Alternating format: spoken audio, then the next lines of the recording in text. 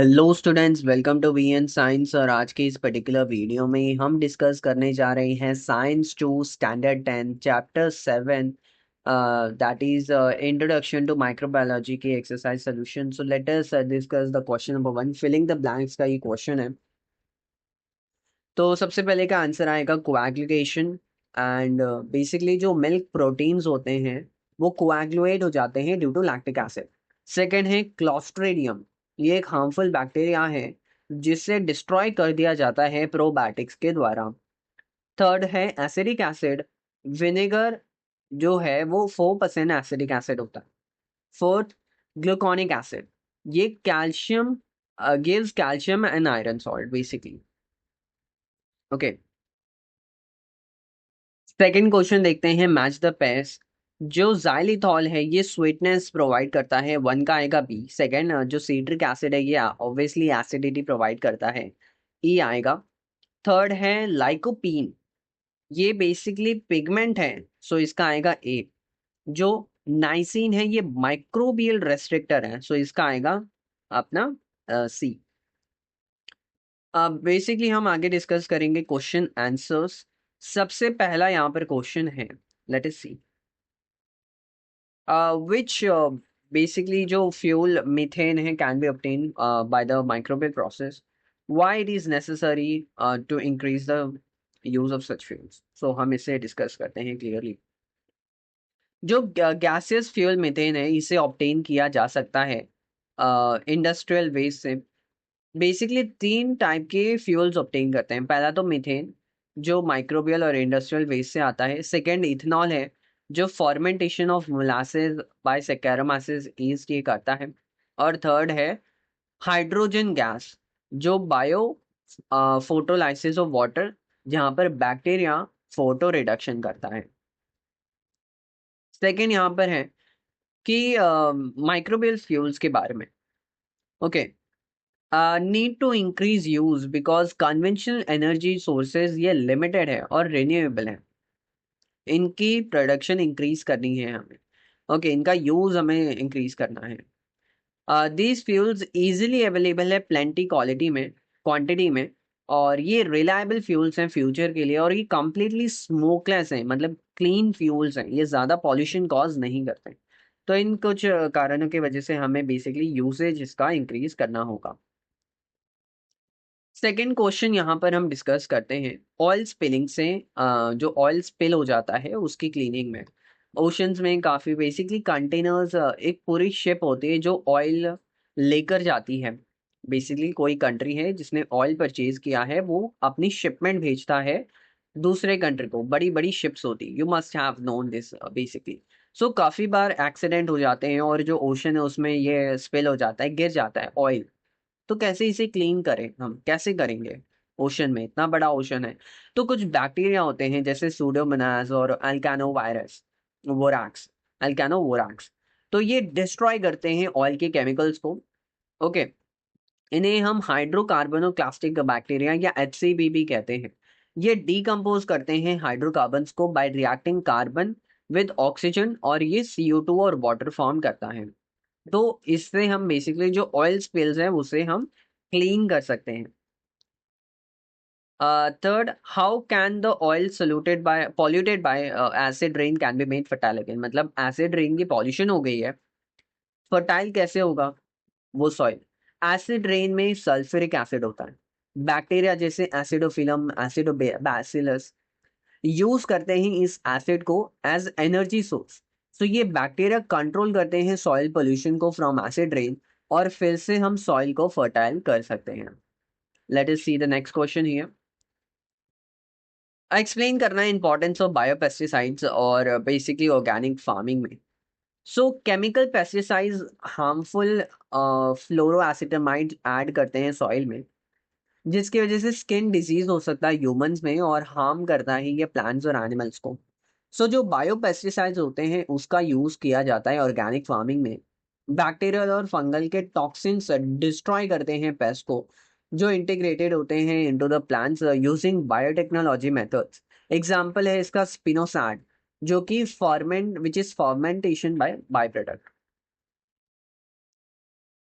If you want to basically note, or you can take a screenshot or pause the video. Okay. So let us see which are the reasons for increasing the popularity of the probiotic products. जो probiotic basically ये milk products होते हैं जो active bacteria होता है, जो maintain करता है इंटेस्टिनल बैलेंस, मतलब इसमें गुड बैक्टीरिया होते हैं। यूजफुल माइक्रोब जो यूजफुल माइक्रोबियल कॉलोनीज ये गट में फॉर्म करते हैं और हार्मफुल माइक्रोब को कंट्रोल में रखते हैं, रेसिस्टेंस इंप्रूव करते हैं, और they make useful microbes active again after antibiotics. So इसका यूज डायरिया के ट्रीटमेंट के लिए यूज किया जाता है, ऑल्सो पोल्ट्री के लिए। Okay, so write a short note on bread production और इसके रिलेटेड क्वेश्चंस।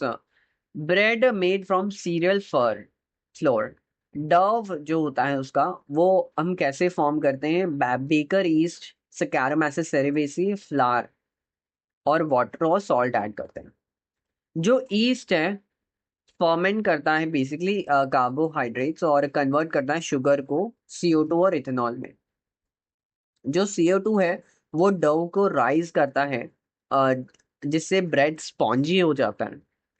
कमर्शियल ईस्ट के पास बेसिकली वो कंटेन करता है कार्बोहाइड्रेट, फैट्स, प्रोटीन्स, विटामिन्स और मिनरल्स। सो जो ब्रेड हम खाते हैं वो न्यूट्रिशन बन जाता है, उसमें सारे इंपॉर्टेंट न्यूट्रिशन अवेलेबल होते हैं। So this is a short note about it. क्या क्या प्रिकॉशन नेसेसरी है for proper decomposition of domestic waste? तो जो मिक्स्ड ड्राई वेस्ट होते हैं लैंडफिल्स में, ये ग्रीन हाउस गैसेस क्रिएट करते हैं। तो हमें ड्राई और वेस्ट को अलग अलग करना है। ड्राई वेस्ट को रिसाइकलिंग के लिए यूज कर सकते हैं और वेट वेस्ट को कंपोस्ट के लिए यूज कर सकते हैं। सेग्रीगेशन रिसाइकलिंग में आसानी करता है और इसका बेस्ट डिस्पोजल मेथड यही है। क्यों जरूरी है प्लास्टिक बैग्स को बैन करना? Why ban plastic? क्यों जरूरी है बैग्स? जो प्लास्टिक बैग्स हैं ये डिग्रेड नहीं होते इजीली, ये लैंड को और वाटर को पॉल्यूशन करते हैं, हार्मफुल होते हैं वाइल्ड लाइफ के लिए, जो मरीन लाइफ है, और ह्यूमन के लिए, हेल्थ के लिए भी ये डेंजरस है, हार्मफुल है। सो इम्प्रॉपर डिस्पोजल की वजह से बर्निंग होता है, जिसके वजह से harmful emissions, harmful gases release होते हैं, जिसके वजह से ऑब्वियसली ह्यूमंस को और एनिमल्स को तकलीफ होती है अबाउट, और डिसीजेस इससे फिर कॉज हो जाते हैं। इसलिए बैन करना जरूरी है। Let us see further, complete the conceptual picture here. Sewage after processing, तो cleaning, microbial decomposition, sludge fertiliser, environmentally safe water. Okay, so let us see the scientific reasons here. First question, use of mutant strains has been increased in industrial microbiology. तो जो mutant strains है उसका use हम कर रहे हैं आजकल microbiology में, क्यों ऐसा, और क्या है इसके रिलेटेड इंफॉर्मेशन? जो म्यूटेंट स्ट्रेन होते हैं ये जेनेटिकली इम्प्रूव्ड माइक्रोब्स होते हैं जो हायर यील्ड, जो प्रोडक्शन है वो ज्यादा कर सकते हैं। सो जो प्रोडक्ट है वो चीपर, सस्ता बन जाता है, क्योंकि प्रोडक्शन ज्यादा होगी तो सस्ता हो जाएगा वो प्रोडक्ट। और ऑल्टरनेटिंग डीएनए न्यूक्लियोटाइड्स, जो डीएनए को है उसको हम चेंज कर लेते हैं, उसके डीएनए को जैसा हमें जरूरत है इंडस्ट्री की नीड्स। डेयरी इंडस्ट्री में वायरस फ्री स्ट्रेन्स का यूज हम करते हैं, जिसकी वजह से अनवांटेड बैक्टीरिया नहीं आता। एंड अल्कोहल इंडस्ट्री में वो इम्प्रूव करता है वाइन और बियर के फ्लेवर को। Enzymes obtained by microbial process are mixed with detergents. So enzymes in detergents, microbial enzymes work करते हैं लो टेम्परेचर पे, पीएच पे और प्रेशर पे। डिटर्जेंट विथ एंजाइम्स डर्ट को रिमूव करते हैं इवन इन कोल्ड वाटर। तो एंजाइम का एक स्पेसिफिक वर्क है, इको फ्रेंडली है, और कोई अननेसेसरी प्रोडक्ट्स यहाँ पर फॉर्म्ड नहीं होता। Microbial enzymes in industry, microbial enzymes active होते हैं लो प्रेशर पे, टेम्परेचर पे, एनर्जी सेव्ड होती है, कोई जरूरत नहीं है एक्सपेंसिव इरोजन प्रूफ इंस्ट्रूमेंट्स की। एंजाइम्स का एक स्पेसिफिक प्रोसेस होता है, सो अननेसेसरी बाय प्रोडक्ट्स नहीं बनते, जिसकी वजह से जो कॉस्ट है वो भी यहाँ पर कम होती है, प्यूरिफिकेशन कॉस्ट। सो एंजाइम्स का बेसिकली रीयूजेबल है और इको फ्रेंडली है, बेटर है than chemical catalyst. Complete the table here. So xanthan gum uses इसके शोन है डायग्राम में। इसका हम यूज करते हैं हाई क्वालिटी पेपर में, टूथब्रश में, ओके, बेसिकली टूथपेस्ट में, पिगमेंट्स में, textile fertilisers, viricides, and as shown in the chart. Complete the conceptual table here. Microbes in environmental management, इसका यूज करते हैं ऑयल स्पिलिंग के लिए। Decomposing PET, rubber, and microbial inoculants, biopesticides, producing biofuel and treating sewage.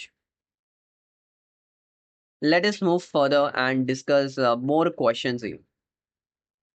So यहाँ पर क्या role है microbes का इन compost production? So let us see. Microbes in compost, bacteria, fungi और एसिटोमाइसिस, ये डिकम्पोज करते हैं ऑर्गेनिक मैटर को। एरोबिक बैक्टीरिया मोस्ट इंपॉर्टेंट है रैपिड कंपोस्टिंग के लिए। जो माइक्रोब्स होते हैं ये ब्रेक डाउन करते हैं waste, producing CO2, water and heat. Humus rich होता है न्यूट्रिएंट्स में। इसका जो एस्क्रेटा होता है जिसमें नाइट्रोजन होता है, फॉस्फोरस और मैग्नीशियम। जो एसिटिनोमाइसिस है ये अर्थी स्मेल देता है, डिकम्पोज करता है सेलुलोज को, प्रोटीन्स को, जिसकी वजह से रिलीज होता है carbon and nitrogen. Fungi break down करता है सेलुलोज को, लिग्निन को इन द फाइनल स्टेज। तो इससे रिसाइकल होते हैं nutrients. Okay, you can see the more part of it. Let us see second question here.